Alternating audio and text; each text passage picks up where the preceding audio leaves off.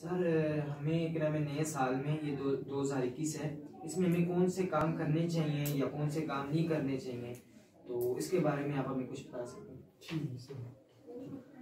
बिस्मिल्लाहिर्रहमानिर्रहीम।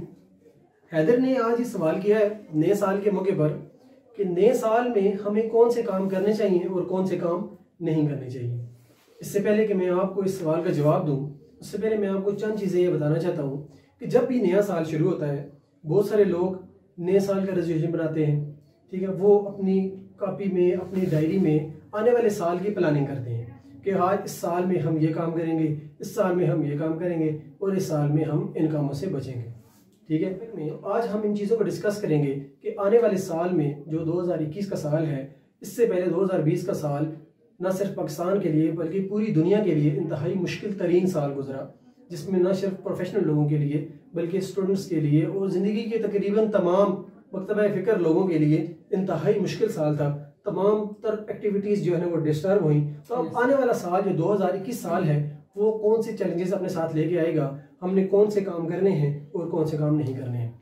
ठीक है जी, तो सबसे पहले जो लोग भी उमूमन नए साल आने पर अपने प्लान्स बनाते हैं, ठीक है, अपनी डायरी में लिखते हैं कि साल में ये काम करना है, तो एक स्टडी ये बताती है उनमें से 95% लोग जो है वो अपना जो साल का रेजोल्यूशन बनाते हैं उस पर अमल करने में नाकाम हो जाते हैं। मसलन जो वो प्लानिंग करते हैं 95% लोग उसमें नाकाम हो जाते हैं। तो आज सबसे पहले हम ये चीज़ डिस्क्राइब करने की कोशिश करेंगे वो कौन सी वजूहात हैं, वो कौन से पहलू हैं जिन पर अमल ना करके आप अपनी प्लानिंग में कामयाब नहीं हो सकते हैं। ठीक है, और वो कौन से पहलू हैं जिन पर अमल करके आप अपनी प्लानिंग में कामयाब हो सकते हैं। ठीक है, सबसे पहले हम वो रीज़न देखते हैं जिस पर आप लोग अमल नहीं करते हैं और आप लोग अपनी प्लानिंग में कामयाब नहीं हो जाते हैं। ठीक है, तो मेरी नज़र में पहली बात जो मैं समझता हूँ कि मकासद का तयन नहीं किया जाता है। ठीक है, आप अपनी डायरी में ये बात लिख लें कि जब भी आप अपने नए साल की प्लानिंग करें, नए साल में आपने जो काम करने हैं वो लिखें, तो सबसे पहले आने वाले साल का मकसद का तयन कर लें कि आपने आने वाले साल में क्या करना है। ठीक है, मसलन अगर आप स्टूडेंट हैं तो आप अपना मकसद तय कर लें कि आपने इस साल में मैट्रिक को बहुत अच्छे नंबर से पास करना है। आप एफएससी के स्टूडेंट हैं, आपने एफएससी को बहुत अच्छे नंबर से पास करना है, आपने इंजीनियरिंग में एडमिशन लेना है, तो आप अभी से अपना मकसद जो है उसको वाज़े कर लें, तो तब आप अपनी प्लानिंग में कामयाब हो सकते हैं। वक्त को और रिसोर्सेज को बेहतरीन इस्तेमाल करने का जो नाम है वो प्लानिंग है। ठीक है ना, उस प्लानिंग में कामयाबी के लिए सबसे पहली बात जो आपको वो अपने मकासद का लिख लेना है। ठीक है जी। अच्छा, इसके बाद हम लोग उमूमन नॉर्मली जो लोग हैं वो बड़े बड़े लोग समझते हैं कि जो प्लानिंग होती है वो बड़े कामों की होती है। तो एक बात ये आप अपने जहन में बिठा लें, हमेशा जो प्लानिंग होती है वो छोटे कामों की होती है। ठीक है ना, बड़े काम फिर खुद ब खुद हल हो जाते हैं। आप अपने छोटे छोटे कामों की प्लानिंग करें, ठीक है ना, बड़े काम आपके खुद ब खुद होते चले जाएंगे। क्लियर हो गई जी ये बात। ठीक है, अब नॉर्मली ये बात देखी गई है जिन लोगों के पास वाज़े अहदाफ होते हैं, जिन लोगों के पास गोल होते हैं, वो लोग ज़्यादा तरक्की कर जाते हैं। मसलन अगर आप में से कोई शख्स क्रिकेटर बनना चाहता है, ठीक है ना, उसको पता है कि मैंने ज़िंदगी में आगे क्रिकेटर बनना है, मैंने फुटबॉलर बनना है, मैंने आर्टिस्ट बनना है, मैंने अब उसकी अगर मंजिल का तयन उसने पहले कर लिया है, उसको अपने गोल का पता है, तो वो डेफिनेटली क्या करेगा, अपनी सारी तवन्नाइयाँ उस पर सर्व करेगा। तो बैद नहीं कि वो अपनी मंजिल को पा ले। तो वाज़े अहदाफ आपकी प्लानिंग में कामयाबी के लिए बहुत ज़रूरी है। उसके बाद जो दूसरे नंबर पर चीज़ आती है अपने मकसद को हासिल करने में, दैट इज़ योर प्रिपरेशन। आप अपने मकसद को अचीव करने के लिए कितनी तैयारी कर रहे हैं।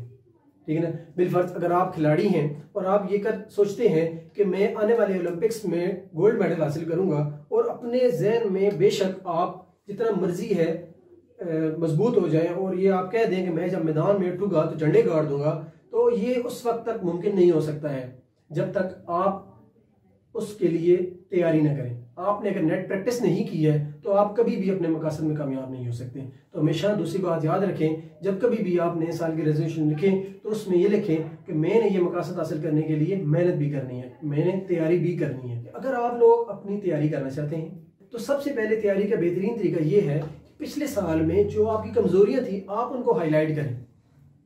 जो शख्स अपनी कमजोरियों को हाईलाइट करके उनसे सबक सीखता है वो दूसरों से ज्यादा तरक्की करता है। उनको पता होता है कि मैंने पिछले साल ये गलतियां की, मेरे पिछले साल की ये कमजोरियां थी, तो इस साल में मैंने ये गलतियां नहीं करनी है। अगर आप अपनी गलतियों को, अपनी कमजोरियों को अपनी डायरी में लिख लेंगे तो आपको आसानी होगी अपनी गलतियों पर काबू पाने की। अपनी गलतियों को अपनी डायरी पर लिखें और फिर उनको ओवरकम करने की कोशिश करें, उनको खत्म करने की कोशिश करें। प्लानिंग की नाकामी की तीसरी जो अहम वजह मेरी नज़र में है वो विल पावर का ना होना है। अगर आपकी कुव्वत इरादी इतनी मजबूत नहीं है कि आप अपनी टारगेट चीज़ों को अचीव ना कर सकें तो आप कभी भी कामयाब नहीं हो सकते अपनी प्लानिंग्स में। अपने मकासद में आप उस वक्त तक कामयाब नहीं हो सकेंगे जिस वक्त आप अपनी तमाम तर सलाहियतें अपने मकासद को हासिल करने में ना लगा दें। ठीक है, अगर आप मुतहद हैं, आप अपनी विल पावर को, अपनी कुव्वत इरादी को एक जगह पर मरकूज कर देते हैं तो आप अपने मकसद को हासिल करने में कामयाब हो सकते हैं। हम लोग बहुत सारे कुएं खोद के छोड़ देते हैं। अब ये क्या करते हैं, कभी एक काम में हाथ डाला, कभी दूसरे काम में हाथ डालते हैं। उससे क्या होता है, किसी एक काम को भी हम पूरी तरह से नहीं कर पाते हैं। ठीक है ना, चाहिए हमको ये कि हम किसी एक काम को पकड़ें और अपनी पूरी तवानाई उस काम पे लगा दें, तो फिर इंशाल्लाह देखेंगे आप कि बैद नहीं कि आप उसमें कामयाब हो जाए।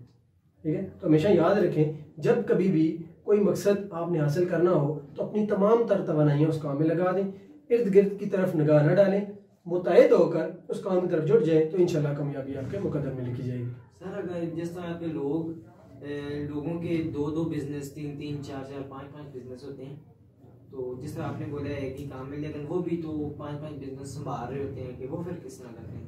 अच्छा, उनका ये है, उनका टारगेट बिजनेस है। अब वो बिजनेस में जिस वक्त चले जाते हैं तो बिजनेस में वो सारी चीज़ों को हैंडल करना, उनका एक ही मकसद है, बिजनेस करना।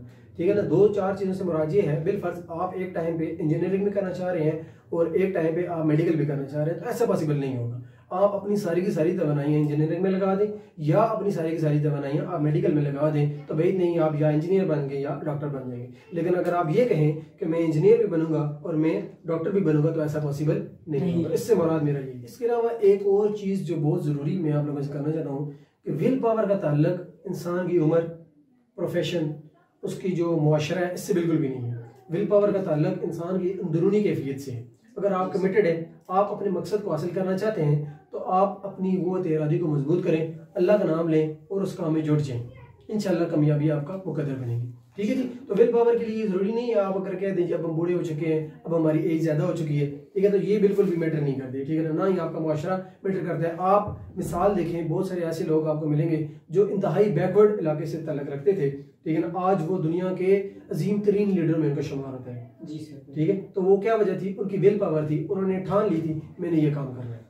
ठीक है ना, तो वो दुनिया में अपना नाम पैदा करके चलेंगे। सर देखिए सर, जैसे कोई शख्स है ना, वो कहता है मैं सीए करना चाहता हूँ या सीएसएस करना चाहता हूँ, है, मगर सर देखें कोई भी सर बहुत कम इस तरह, मतलब बहुत से लोग जाते हैं मगर वो उसमें सर फेल हो जाते हैं, क्योंकि सर देखिए फिर भी कोई बार बार करना चाहते हैं सर, तो वो एक पावर नहीं होनी चाहिए कि सर अगर आप 24-25 साल तक कर लें, उसके बाद सर आप अपनी जो जॉब है वो भी इंजॉय कर सकें। ये ना हो कि आप 40 साल तक करें, तो वो सर इंसान के अंदर वो पावर तो नहीं रह सकती कि। अच्छा, ठीक, आप मेरी इस बात को इस तरह रिलेट करें कि मसलन आप, मैं कह रहा हूँ जो काम करें कमिटेड होकर करें। मसलन अगर आपने कोई एक फील्ड चूज की है, ये ना हो कि आप थोड़े दिन एक काम करें, ठीक है, उसके बाद आप उससे उगता जाएंगे, नहीं जी ये तो मेरी फील्ड ही नहीं थी, मैंने इसमें काम करना है। ठीक है ना, थोड़ी देर पर इसमें आप मेहनत करें, 1-2 साल इसमें लगाएं, फिर आपको याद आए ये तो मेरी फील्ड ही नहीं थी, फिर तीसरी फील्ड में चले जाएंगे। इस तरह क्या होगा, आप किसी एक चीज में भी एक्सपर्ट नहीं बन पाएंगे। ठीक है ना, आप नॉर्मली पहले सुना करते थे हरफन मौला का नाम। जो हरफन मौला होता है ना, वो बेसिकली उसको कुछ भी नहीं आता। मसलन आप, अगर मैं आपको मिसाल दूं, इससे पहले जो नॉर्मली जो नीम हकीम टाइप के लोग होते थे, वही एक ही डॉक्टर कान का भी इलाज कर रहा होता था, एक ही मैदे का भी, एक ही हार्ट स्पेशलिस्ट होता था, वही ईएनटी भी होता था। तो वो क्या होता था, बेसिकली वो किसी एक चीज का भी एक्सपर्ट नहीं होता था। ठीक है, तो एक्सपर्टी हासिल करने के लिए आपको किसी एक फील्ड में महारत हासिल करनी होगी, आपको अपनी तमाम तवानाइयां किसी एक फील्ड में लगानी होगी। अब जो हार्ट स्पेशलिस्ट बनता है, आप अगर अपना उस घुटने का मसला उसके पास लेके जाएंगे तो वो कभी भी इसको सॉल्व नहीं कर पाएगा। ठीक है ना, तो आप अपना दिल का मसला दिल वाले डॉक्टर से सॉल्व करवाएंगे। तो वो क्यों ऐसा पॉसिबल हुआ, हम दिल वाला मसला दिल वाले डॉक्टर के पास लेके जाते हैं कि उसकी स्पेशलिटी उसने अपनी तमाम तवानाइयां, अपनी तमाम जितनी भी कुव्वत थी वो सारी की सारी किसमें लगा दी जी, हार्ट में लगा दी। तो उसके पास क्या आ गया, हार्ट का फार्मूला आ गया, उसको पता लग गया कि दिल किस तरह काम करता है। अब वो दिल की तमाम बीमारियों का इलाज कर सकता है। ठीक है, इसी तरह जो घुटने का डॉक्टर था, उसने अपनी सारी तवानाइयां घुटने की तरफ लगाई, उसको अगर दिल का मसला लेके जाएंगे तो वो सॉल्व नहीं कर पाएगा। तो मेरा इससे मुराद ये था कि आप जिंदगी में कोई भी काम करें, लेकिन कमिटेड होकर उसके ऊपर मुसलसल अपनी मेहनत करें। तो कामयाबी आपका मुकद्दर बनेगी। अगर आप अपनी फील्ड को बार बार चेंज करते रहेंगे तो आप किसी एक फील्ड में भी एक्सपर्ट नहीं बन पाएंगे, ठीक, किसी एक फील्ड में भी आपका नाम रोशन नहीं हो पाएगा, ठीक है ना। तो काम अपना रोशन करने के लिए, अपना नाम बनाने के लिए आपको किसी एक फील्ड में एक्सपर्ट होना चाहिए। इसके अलावा जो चौथे नंबर पर चीज़ आती है, आपने अपनी सोसाइटी जो है उसको बेहतर बनाना है।